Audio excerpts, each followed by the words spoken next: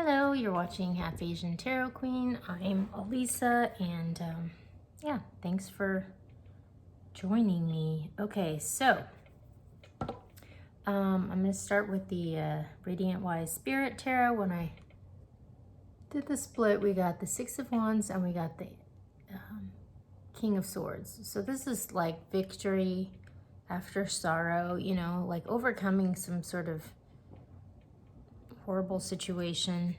And then this is sort of like just like laying down the law, like a harsh truth.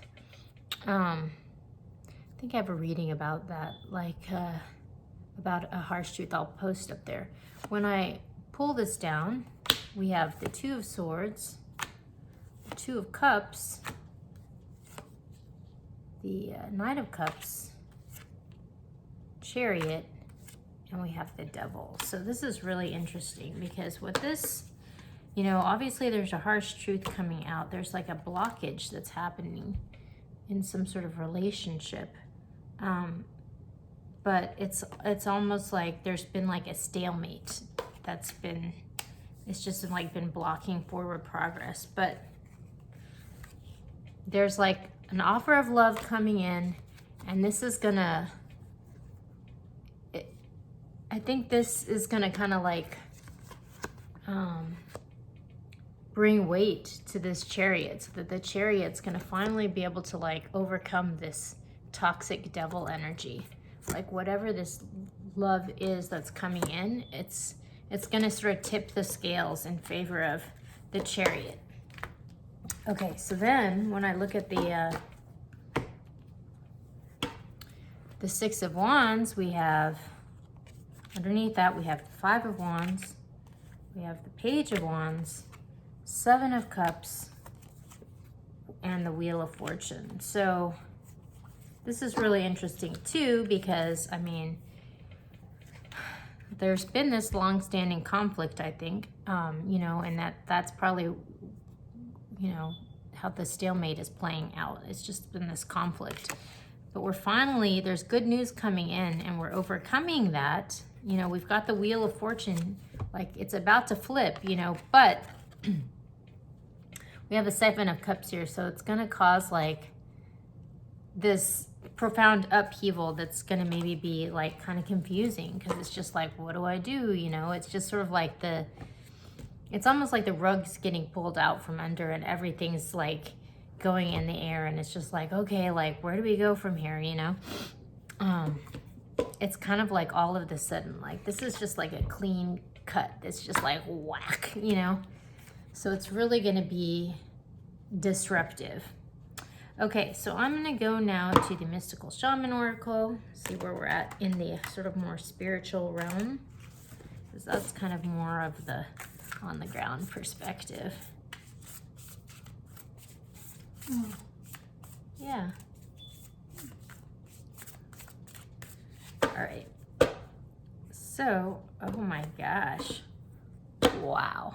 Okay, so we got the arrow and we got the owl. So this speaks to sort of being in alignment. Like you can see the arrow is in alignment with all these elements, you know, and so it's just sort of like when you are in alignment with the highest good, like when you pull your arrow and release it into the universe, it's gonna hit its mark. Like there's all these, it's like almost like there's all these elements in the ether that are like directing it so that it's gonna hit its mark. Like it makes me think of, you know, they have all these like missiles, you know, with the war and everything, and it's like they don't just like shoot them into outer space. Like there's all this like technology that helps them to like, you know, hit precisely, you know, and that's kind of like this. There's in the spiritual realm, this arrow is being directed to hit its mark. And when I pull it down, we have corn, thunder, and the sacrifice and spiral. So this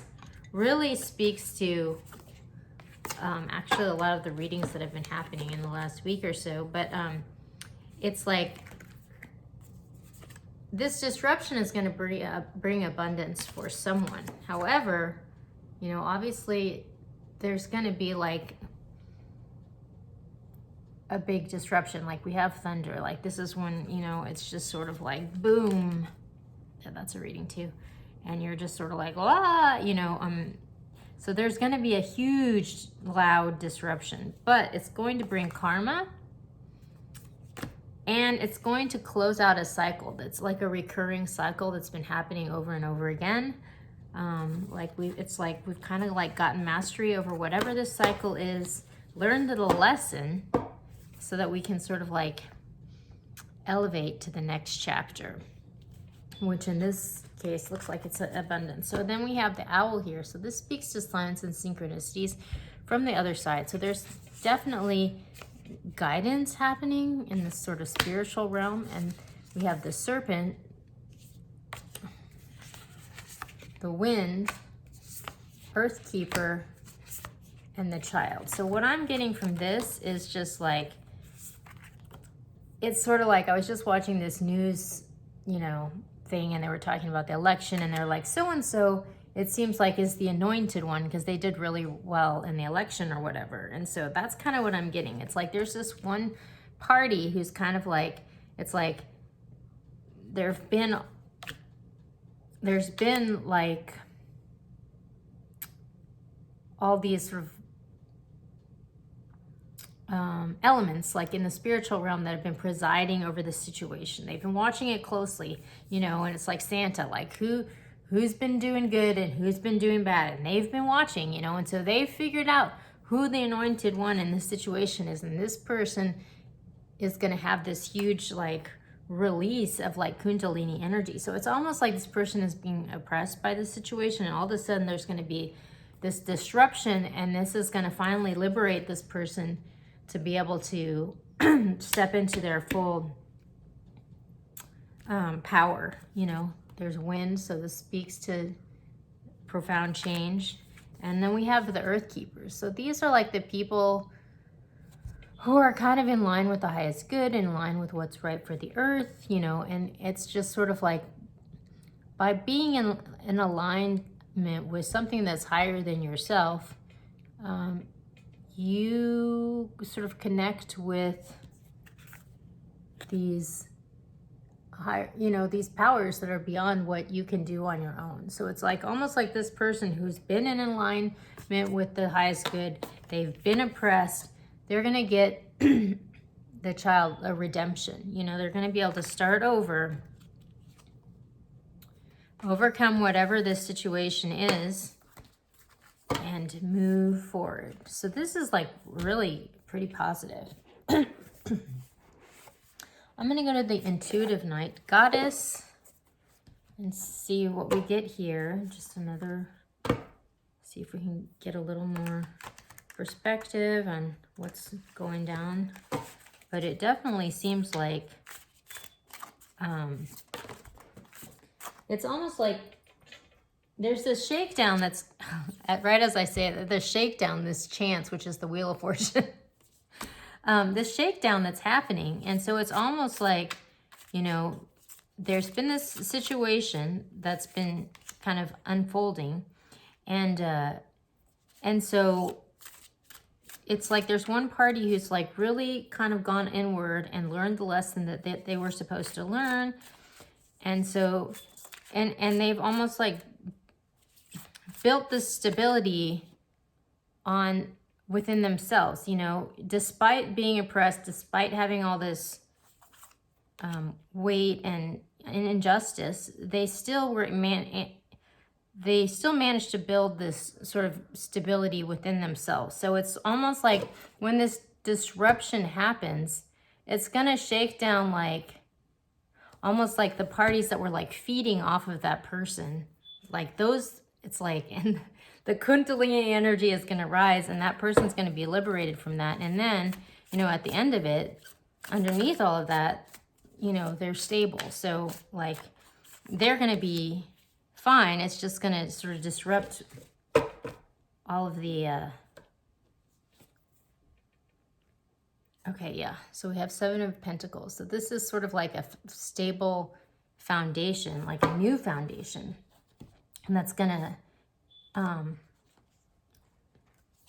new foundation for this Queen of Pentacles energy.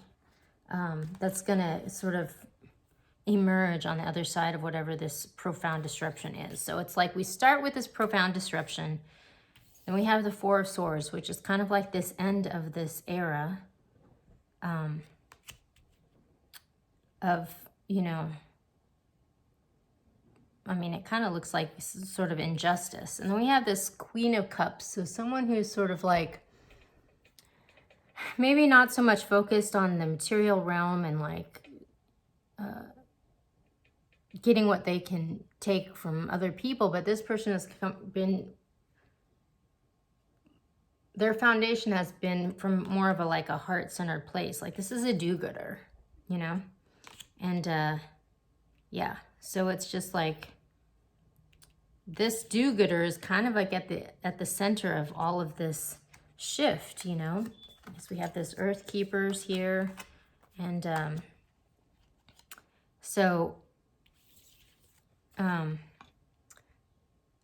it ends with conflict. So it's almost like, get ready, because there's going to be this massive shakedown that's going to happen, and it's almost like this portal from one stage of life to the next for this do-gooder, and there's going to be conflict around it. Like, you know, like this person has clearly been having like people that have been kind of like feeding off of them, off of their energy, you know, like manipulating them, stealing from them, you know, taking from them what's not rightly theirs. And that's, I think, what's ultimately going to get disrupted. And when that happens, you know, these energies are going to be really not happy, you know, because unlike this do-gooder who sort of built this foundation, you know, on themselves, I mean, they're solid, like they're sustaining themselves and all these like sort of like leeches on top of them. You know, it's going to almost like shake off all the leeches. The leeches are going to be really unhappy, but this do-gooder is going to kind of like come out the other side of it with this new beginning and just be like, oh, what a relief. Like, I only have to worry about my own stuff now. Like, this feels really good. That's kind of what I'm getting. So, yeah, but it looks like it's going to be, you know, like I'm saying, like there's going to be like a lot of drama around this shift, but it's what needs to happen. And it is just like,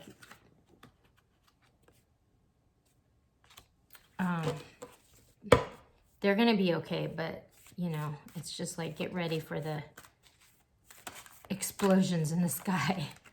I think I have a reading called Explosions in the Sky too. I'll link here. That's a band too. Okay.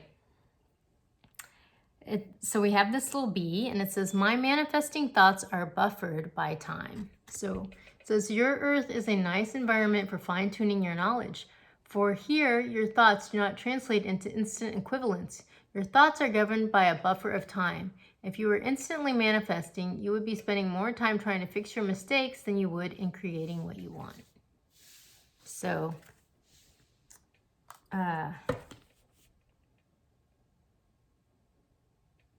yeah, it's almost like this person has been manifesting, you know, for some time, like almost like quietly manifesting. And so it doesn't look on the outside like anything's happening. But whenever this disruption comes, whenever this moment, which is sort of dictated by the divine, happens, I think this person is going to be ready. So in the end, like this person has done the internal work so that when that, this just came out, when that Tower moment comes, like they're going to be ready. And that's kind of the big picture I'm getting. So it's a pretty interesting story. Yeah, I think one thing that I'm a little unclear about is like, if we're sort of in this manifesting stage, or if we're actually at the point where the explosion is happening. Well, I just did a split here and I got the universe, the world, and we got the Seven of Cups. So to me, that's like, this is the end of one era and the beginning of another era, and there's going to be like all this confusion and disruption. So that's the second Seven of Cups. So I kind of am getting that it's sort of like imminent, like the work, the manifesting work has kind of been being done for some time. So now it's just sort of like, it's almost like it's imminent. Could happen anytime. So we'll see what happens.